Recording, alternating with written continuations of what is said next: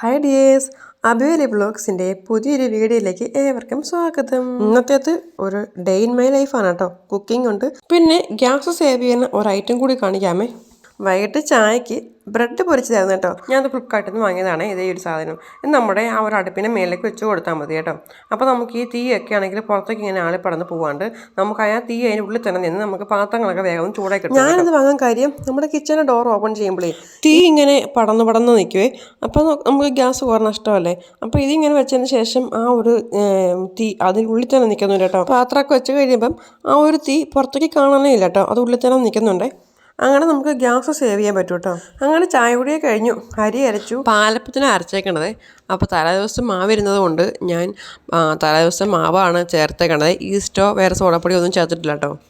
അങ്ങനെ പാത്രങ്ങളൊക്കെ എല്ലാം ഒന്ന് കഴുകി വെച്ചു, പിന്നെ കൗണ്ടർ ടോപ്പ് എല്ലാം ഒന്ന് തുടച്ച് വൃത്തിയാക്കി ഇട്ട് കേട്ടോ. പിന്നെ ഇത് പിറ്റേ ദിവസം രാവിലെ, അതായത് സൺഡേ രാവിലത്തെയാണ് കേട്ടോ. രാവിലെ ഇവിടെ കട്ടൻ കാപ്പി മസ്റ്റാണ് കേട്ടോ. അപ്പോൾ ഫോണിൻ്റെ ബാറ്ററി കുറഞ്ഞ കാരണം ക്ലാരിറ്റി കിട്ടിയില്ല കേട്ടോ. അപ്പോൾ ഉപ്പൊക്കെ ഇട്ട് നമ്മുടെ മാവൊക്കെ ഇളക്കി എടുത്തു. അപ്പം ചുടാൻ തുടങ്ങിയപ്പോൾ അഭി വന്ന് പറഞ്ഞു അബയ്ക്ക് വട്ടം കറക്കണമെന്ന് പറഞ്ഞു. അപ്പം അഭി വട്ടം കറക്കിയപ്പോൾ ഇത് പൂ പോലെ മാറി. എന്നാൽ പൂ പോലെ തന്നെ ഇരിക്കട്ടെ എന്ന് വിചാരിച്ചേട്ടോ, അത് അങ്ങനെ തന്നെ ചുട്ടെടുത്ത് കേട്ടോ. പാലപ്പം ഉണ്ടാക്കുമ്പോൾ സൈഡ് മൊരിഞ്ഞിരിക്കുന്നതാണ് എനിക്കിഷ്ടം കേട്ടോ. അങ്ങനെ സൈഡ് മുരിക്കാതെയും പൂ പോലെയൊക്കെ അപ്പം ചുട്ടെടുത്ത് കേട്ടോ. ഇനിയുള്ളത് അപ്പത്തിനുള്ള ചമ്മന്തിയാണ് കേട്ടോ. പാലപ്പത്തിന് പ്രത്യേകതരം ചമ്മന്തിയുണ്ട്, ആ ചമ്മന്തിയാണ് ആ അപ്പത്തിന് നല്ലത്. അപ്പോൾ അങ്ങനെ ആ ചമ്മന്തി ഉണ്ടാക്കി. പിന്നെ അടുത്തത് ചായയാണ് കേട്ടോ. അങ്ങനത് അപ്പം ഉണ്ടാക്കി, ചായ ഉണ്ടാക്കി, നമ്മുടെ ചമ്മന്തിയും റെഡിയായി. ഇനിയിപ്പം ചായയും അപ്പോൾ കഴിച്ചിട്ട് പള്ളിയിലേക്ക് കേട്ടോ. അങ്ങനെ പള്ളിയിൽ പോയിട്ട് വന്നിട്ട് കുറച്ച് മീൻ വാങ്ങിക്കൊണ്ട് വന്നായിരുന്നു. കിച്ചൻ്റെ ബാക്കിലെ ഡോറ് തുറന്നപ്പോൾ തന്നെ നല്ല വെയിൽ കയറി വേണണ്ടേ. പിന്നെ നമ്മുടെ മീനൊക്കെ ഇച്ചിരി ഉപ്പും മഞ്ഞളും വെള്ളമൊക്കെ ഒഴിച്ചിട്ട് കേട്ടോ. കുറച്ച് തുണികൾ ഇന്നലെ വൈകിട്ട് വിരിച്ചിട്ടത് തിരിച്ചും മറിച്ച് കിടാനുണ്ട് കേട്ടോ. നല്ല വെയിലാണ് പകൽ കിട്ടുന്നത്. അല്ലെങ്കിൽ പിന്നെ ഒരു സൈഡ് മാത്രം കിടന്നാൽ വെയിൽ കൊണ്ട് നരച്ചു പോകും.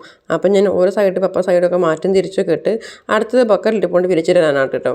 പിന്നെ കൊച്ചിൻ്റെ സ്കൂൾ ബാഗുകൾ ഒന്ന് മുക്കി വെച്ചിട്ടുണ്ട് കഴുകിയെടുക്കാനാട്ടെ. അമ്മൂസ് വേദപാഠം കഴിഞ്ഞ് വന്നിട്ടില്ല. ചേട്ടയും അപ്പൂസും കൂടെ കടയിൽ പോയി കുറച്ച് നാരങ്ങയും പച്ചക്കറികളും പുതിനയിലയും മല്ലിയിലയും ഒക്കെ ആയിട്ട് വാങ്ങിക്കൊണ്ട് വന്നിട്ടുണ്ട് കേട്ടോ. അപ്പോൾ ഇന്ന് മീൻ കറിയും തക്കാളി കറിയാണ് കേട്ടോ. അപ്പോൾ തക്കാളി കറിക്ക് തക്കാളി അരിഞ്ഞു, സവാള അരിഞ്ഞു, പച്ചമുളക് അരിഞ്ഞ്, ഉപ്പും മഞ്ഞളൊക്കെ ഇട്ട് വെള്ളം ഒഴിച്ച് നമ്മൾ വേവിച്ചെടുക്കണം കേട്ടോ. ഈ സമയത്ത് ഞാൻ ചോറ് അടപ്പത്ത് വെച്ചായിരുന്നു. അപ്പോൾ അത് തിളച്ചു. അത് ഞാൻ റൈസ് കുക്കറിൽ ഇറക്കി വെച്ചു കേട്ടോ. പിന്നെ തേങ്ങ ചിരകി അത് ഇച്ചിരി വെള്ളമൊക്കെ ഒഴിച്ച് അരച്ചെടുത്ത് ഞാൻ തക്കാളിയിലേക്ക് ഒഴിക്കാനായിട്ട്.